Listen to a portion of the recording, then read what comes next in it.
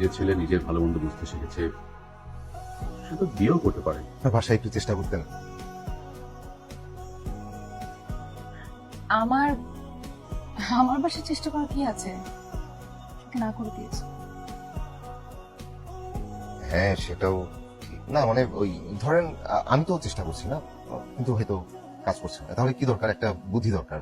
একটু তো বুদ্ধি সেভাবে নাই মনে হয়। মানে আসলে বা আমরা যদি বসে যদি একটা প্ল্যান করি যাচ্ছি।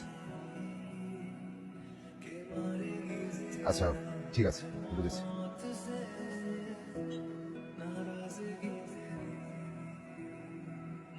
আপনার সাথে আইনুষা,